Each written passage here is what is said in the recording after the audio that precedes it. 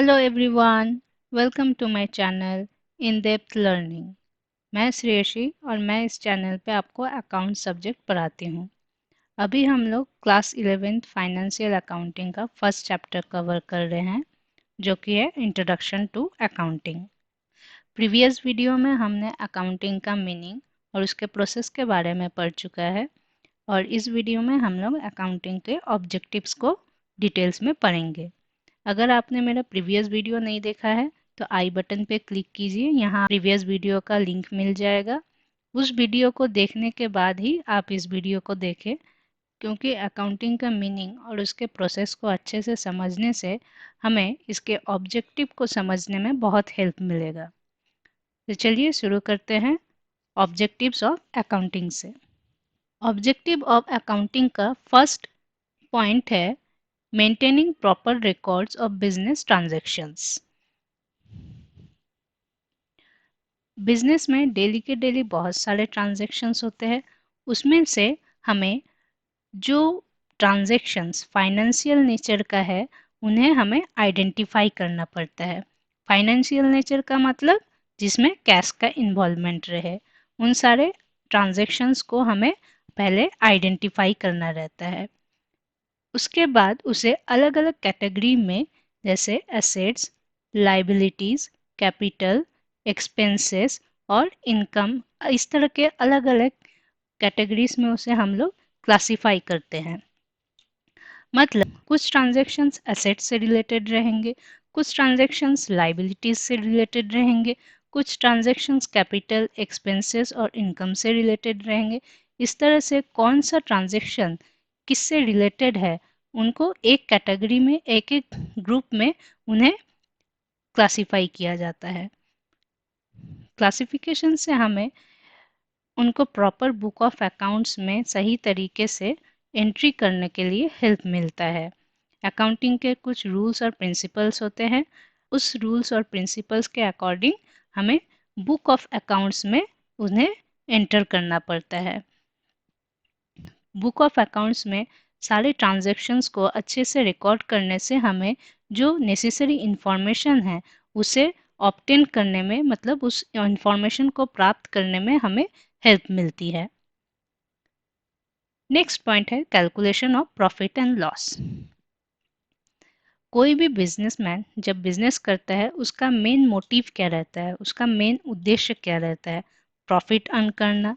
Accounting हमें उस business में कितना प्रॉफिट हुआ है या लॉस हुआ है ये कैलकुलेशन करने में हमें हेल्प करता है।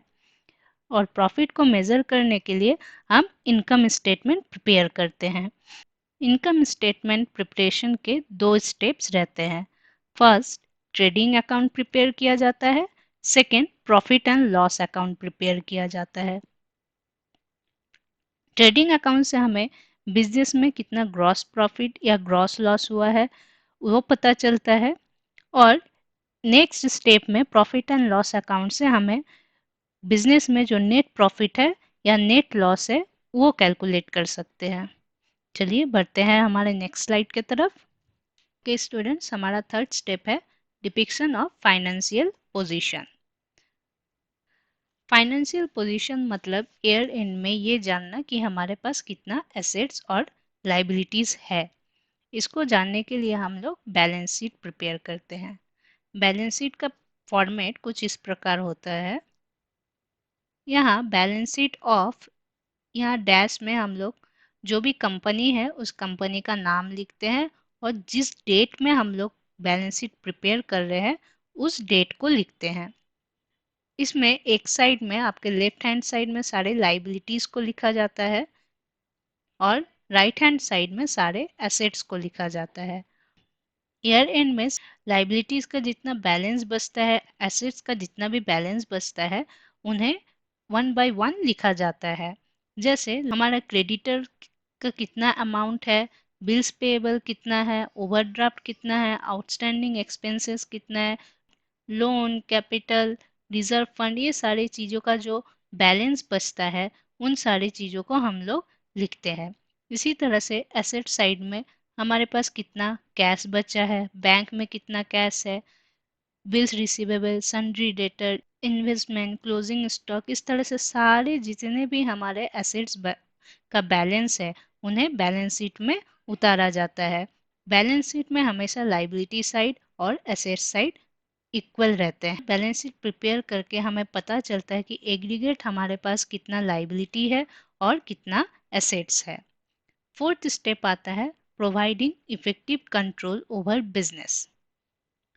अकाउंटिंग के हेल्प से हम लोग पता कर सकते हैं कि ईयर एंड में हमारे पास कितना प्रोडक्शन हुआ है, कितना सेल हुआ है, हमने कितना प्रॉफिट या लॉस इनकर किया है, हमारा एसेट्स और लाइबिलिटीज़ का क्या पोजीशंस है। इन सारी चीज़ों को पता करने में अकाउंटिंग हमें हेल्प करता है। इससे हमें ये बेनिफिट मिलता है कि हमारा जो एक्चुअल परफॉर्मेंस है उसको हम लोग जो हमारा प्लान परफॉर्मेंस है या डिज़ायर्ड परफॉर्मेंस है, जो हमने पहले से प्लान किया था कि इस साल हमें इतना प्रोडक्शन करना है या इतना सेल करना है, उससे हम लोग कंपेयर कर सके या फिर अपने एक्चुअल परफॉर्मेंस इस ईयर के परफॉर्मेंस को अपने प्रीवियस ईयर के परफॉर्मेंस से कंपेयर कर सके। जैसे कि आपके रिपोर्ट कार्ड आते हैं, रिपोर्ट कार्ड में आप लोग अपना फर्स्ट टर्म का परफॉर्मेंस अपने सेकेंड टर्म के परफॉर्मेंस से कंपेयर करते हैं। इससे आपको क्या पता चलता है कि आपको क्या स्ट्रेंथ है, कौन से सब्जेक्ट में आप अच्छे हैं, कौन से सब्जेक्ट में आपको और ज़्यादा एफर्ट डालना है। इन सारे चीज़ों का पता करने में आपको हेल्प मिलता है। उसी तरह अकाउंटिंग में भी इस ईयर के एक्चुअल परफॉर्मेंस को प्रीवियस ईयर के परफॉर्मेंस से या फिर हमारे डिज़ायर्ड परफॉर्मेंस से कंपेयर करके हम ये पता कर सकते हैं कि हमारा किस किस एरिया में लैकिंग है और किस किस एरिया में अच्छा कर रहे हैं हम लोग। जहाँ पे भी लैकिंग है और जो भी वीकनेस है हम लोग उसे दूर करने के लिए करेक्टिव स्टेप ले सकते हैं। फिफ्थ ऑब्जेक्टिव है making information available to various groups. Accounting का फाइनल पर्पस है बिजनेस में जो भी इंटरेस्टेड ग्रुप्स है उनको मीनिंगफुल इंफॉर्मेशंस प्रोवाइड करना, जैसे कि वर्कर्स को, managers, creditors, investors, government, regulatory authorities, इन सारे जो इंटरेस्टेड ग्रुप्स है इनको इंफॉर्मेशन प्रोवाइड करते हैं। वर्कर्स को क्या इंटरेस्ट रहता है? वर्कर को अपने सैलरी में इंक्रीमेंट और बोनस में इंक्रीमेंट से ही मतलब रहता है। इसके लिए अगर कंपनी का परफॉर्मेंस अच्छा रहे तो वो पता कर सकता है कि उसको कितना इंक्रीमेंट हो सकता है, कितना बोनस मिल सकता है। मैनेजर्स क्या करते हैं इन अकाउंटिंग इंफॉर्मेशंस का? जहाँ पे भी कंपनी का वीकनेस है उन्हें वो ठीक करने का कोशिश करते हैं, वो करेक्टिव मेजर्स लेते हैं, क्या करने से कंपनी और भी अच्छा कर सके। क्रेडिटर्स, क्रेडिटर्स कौन होते हैं? क्रेडिटर्स वो होते हैं जिनसे बिजनेसमैन ने कुछ उधारी में खरीदा है, जैसे रॉ मटेरियल्स खरीदा हो उधारी में और उसे वो बाद में पैसे लौटाएगी। क्रेडिटर्स भी ये जानना चाहता है कि जहाँ पे उसने पैसे लगाया है, जिसको उसने उधारी पे दिया है, वो उनका पैसा सिक्योर है कि नहीं, उनसे उनको रिटर्न मिलने वाला है कि नहीं। इन्वेस्टर्स भी कंपनी के परफॉर्मेंस के बारे में जानना चाहते हैं ताकि उसे पता चले कि उसका पैसा सिक्योर है और उसे टाइम टू टाइम इंटरेस्ट और प्रिंसिपल रिटर्न मिलने वाले हैं। उसी तरह गवर्नमेंट और बाकी जो सेल्स टैक्स अथॉरिटीज़ है, इनकम टैक्स डिपार्टमेंट है, सारे लोगों को अकाउंटिंग के इंफॉर्मेशन को अवेलेबल किया जाता है।